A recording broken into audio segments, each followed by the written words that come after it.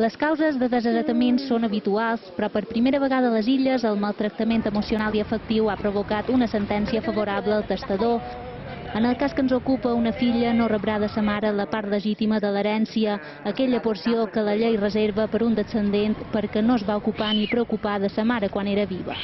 Su descendiente no tenía derecho a la legítima porque la había abandonado emocionalmente, la había dejado totalmente de lado y la había privado del cariño, del respeto que todo padre o madre tienen derecho, pues por todo lo que hacen a lo largo de la vida con los hijos, evidentemente.